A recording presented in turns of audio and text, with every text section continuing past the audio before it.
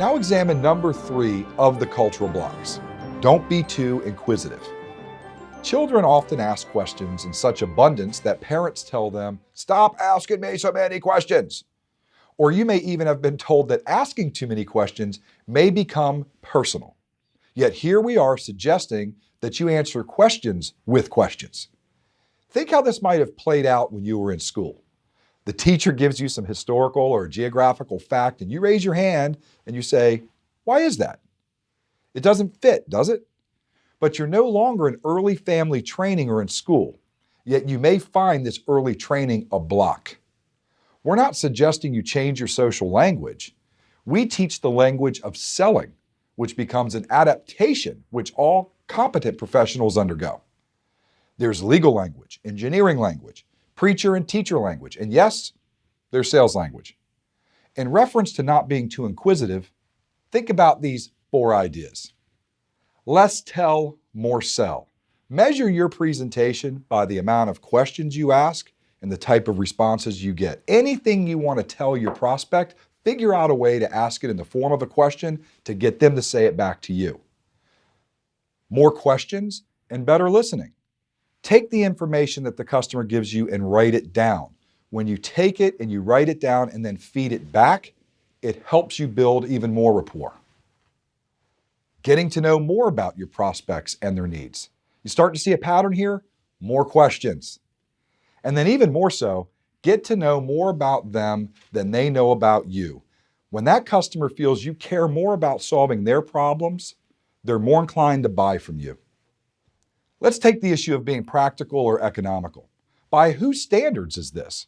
It's frequently measured yours and your perception. As Dave mentioned earlier, one man drives an expensive car and owns a Timex watch.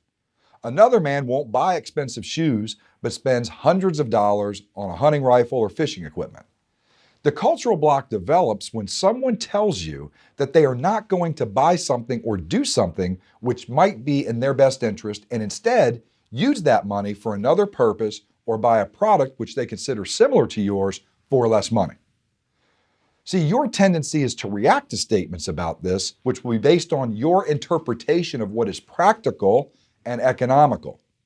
Instead, you are urged to uncover their value system and not respond based on your early perception. Now, I think you get the gist of this. The business of overemphasizing competition is based on hearing over and over again, it's just the price, or we need a better price, or it's too much money. And your customer, your prospect may be telling you about the competition that is out there, which makes your price seem unworkable for them. Now, as you examine these cultural blocks, also be aware of those which could limit or inhibit your growth. Here's an example, which relates to your concepts of what is workable, honest, ethical, or possible. You see, the short cycle close is often seen as a system used by unscrupulous or high-pressure salespeople. In fact, the myth is stated as strong closers are like con men. Now, this is a long-standing myth. Yes, some sales organizations attract con men. Incidentally, the prefix con comes from the word confidence. The same judgment is frequently raised with a strong closer and is unfairly judgmental.